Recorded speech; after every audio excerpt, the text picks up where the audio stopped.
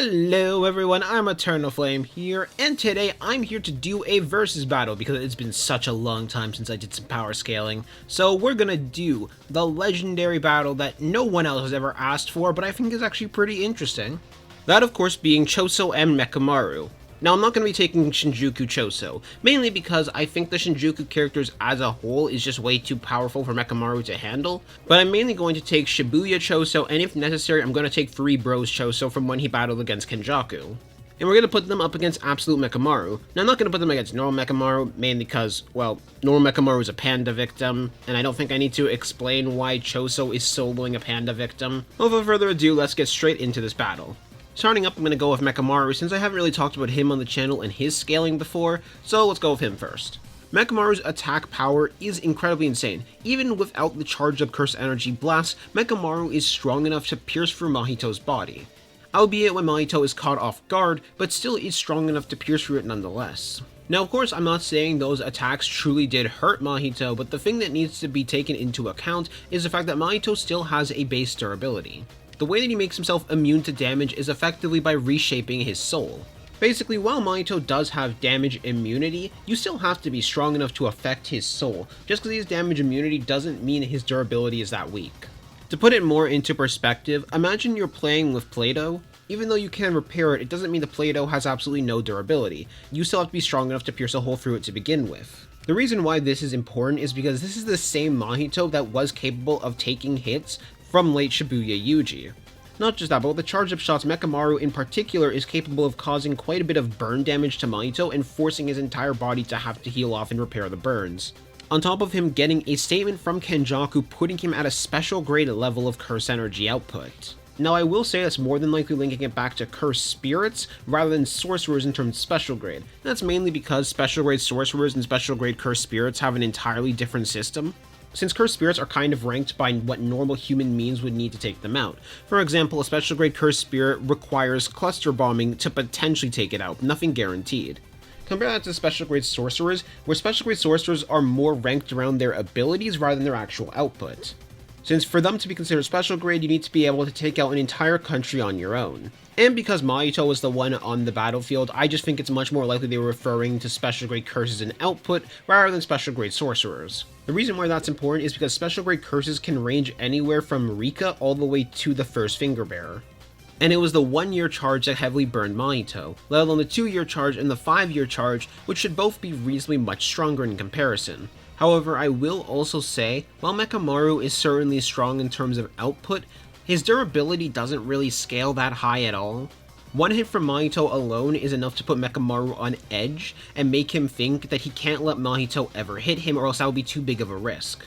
So while it most certainly has impressive attack power, in terms of durability it is lacking, and if Choso is able to figure out to attack Mechamaru from the head, he can figure out the weakness. While Mechamaru also has a symbol domain canisters, it's not really going to be too useful for him. Finally, Mechamaru is also going to be going in with quite a bit of intel on Choso. He's going to be aware of the fact that Choso has unlimited blood, so he won't be off guarded like let's say Naoya was against Choso. Mechamaru was also a brilliant tactician. It honestly wouldn't surprise me if Ultimate Mechamaru did have something prepared for Choso, but at the same time there's nothing that really proves that, so I'm not going to give him that. But something that should be noted was Mechamaru was able to do quite a bit of prediction on Shibuya. He wasn't able to predict the full thing, but he could predict quite a bit of Kenjaku's plan. But yeah, the biggest thing that's going to be in Mechamaru's favor is the fact he's going to be aware of his curse technique. So now let's get into how strong Choso is.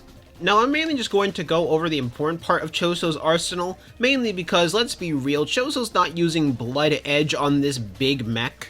Up first there is Flowing Red Scale and Flowing Red Scale Stack. Flowing Red Scale Stack is the real big one because it was able to allow Choso to go hand to hand pretty even with Yuji, who was converting his negative emotions into curse energy in order to amplify his power. He's also able to harden his blood in order to take blows from Yuji. However, hardening his blood in particular is rather lethal to Choso, he can't do it all the time, so that's mainly just a last resort type thing. He also shows against Naoya that he's capable of using Flowing Red Scale Stack in order to amplify his reaction speed, which his speed is already going to be relative to Yuji, who's relative to Mahito, so that's going to be pretty useful in this fight. Up next he has Supernova, which are compressed bursts of blood that can explode on an opponent.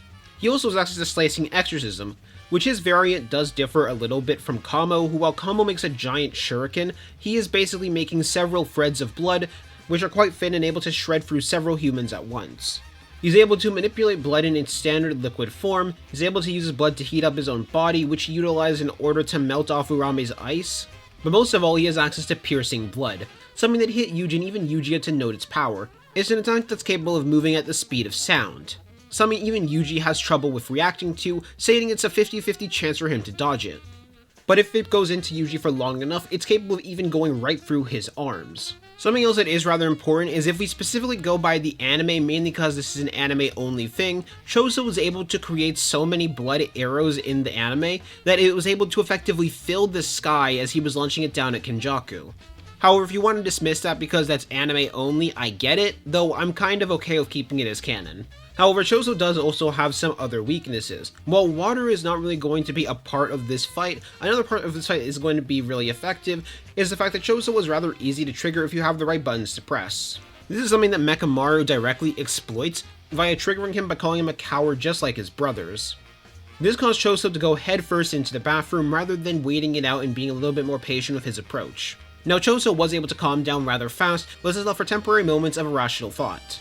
Something that Mechamaru is going to know because, well, he directly was the one who exploited this to begin with. However, I do need to note, without hardening his blood, Choso is also going to be somebody who is not really that durable. It only took around 3 hits before it caused lethal damage to Choso. So while he's certainly a strong mid to long range fighter and a pretty good close range fighter, he is going to be not that durable as well. So now we're in a battle of 2 glass cannons. But who wins this battle of glass cannons? And I think this is actually a really interesting battle, mainly because Mechamaru, in my opinion, does have a bit stronger attack potency. This is due to their showing of burning Mahito's body, and that was just with the 1-year charge, which that level of damage to Mahito's body is still absolutely insane. Now, I don't think Mahito was fully defending against it, mainly because of the fact of how Mahito's curse technique works, but still the fact that it was able to get through the passive curse energy reinforcement is still really impressive, especially since it forced Mahito to have to repair his body. So if that lands on Choso, it is most certainly going to do quite a bit of damage to him. However, without a doubt, I am certain that Choso has the speed advantage on him, mainly due to Mahito, Yuji, and Choso's relativity to each other. But more importantly, Choso is certainly going to stay at a range, mainly because he's fighting up against a giant mech. Why would he go close? However, what I really think this battle comes down to is how many attacks can Mechamaru hit him with before he runs out of curse energy charge. Keep in mind, for his normal cannons, he only has about 17 shots, and I think it would actually be smarter for Mechamaru to use his weaker cannons rather than going for the stronger attacks. He doesn't want to waste too many shots, especially because getting close to Choso is a death sentence. In comparison, if this fight becomes a long fight, I am certain about Choso's victory because Choso effectively has unlimited stamina. But the issue is going to be he's going to have to dodge a lot of Mechamaru's attacks.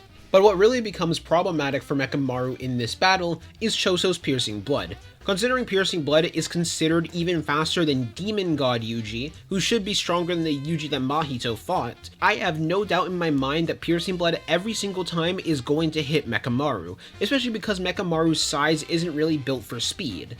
This gets even worse when you consider one of Choso's starting moves against Yuji was a Piercing Blood straight to the head. And considering that Piercing Blood was capable of piercing through Yuji's arms if fired for long enough, I am more than certain it's going to be able to break through Mechamaru's head, considering the fact that Mahito alone with his punches was enough to do the same thing. However, there are some situations where I can see Mechamaru winning, in particular by exploiting Choso's anger and triggering him. Which is also to say that if Mechamaru plays his cards absolutely right, he does have a pretty good chance in winning against Shibuya Choso, especially because I do think he has more than enough power to take him out. However, so long as he doesn't use his bigger attacks like the 5-year or 2-year charges and wastes a lot of energy trying to wipe out Choso with those, I think he can win this. Either way though, I see this most certainly being a difficult fight for both of them. If this becomes a long fight where they're both stalling against each other, Choso is certainly going to win. If Choso just starts spamming Piercing Blood and Supernovas, I think he has a pretty good chance at winning this as well, mainly because Mechamaru doesn't really have a way to fight against the Supernovas. Choso could also technically make the blood go inside the Mechamaru mech and start dismantling it from the inside, but I don't think that's really a realistic in-character win con for Choso. I don't think he knows enough about machinery to really do that, or even think of something like that. But it was something I wanted to bring up because I had a feeling somebody would definitely bring this up in the comments if I didn't.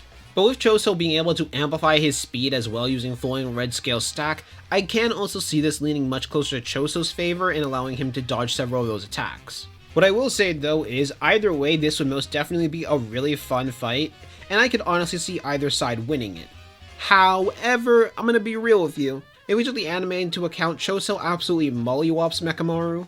Mainly because I don't see what Mechamaru is doing against an entire Blood Arrow rain that's kind of just full countering him, on top of the fact that Choso can still cast Piercing Blood. And Choso did all of that while being on low stamina, by the way. So by the anime continuity, I think it's a really clear stomp.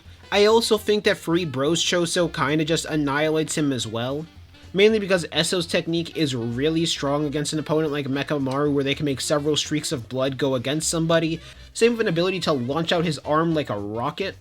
And don't even get me started on the Shinjuku Choso, which is capable of using reverse curse technique, which he also has a much more stamina conserving version of it, because of the fact he can use properties as a death painting in order to heal the blood using just normal curse energy rather than reverse curse technique. However, while I do lean closer to Shibuya Choso beating out Absolute Mechamaru, I do think the two of them are rather close, and I can honestly see it going either way. But that's just ultimately my opinion. I want to hear yours in the comment section down below. I'm gonna see y'all later. Peace out.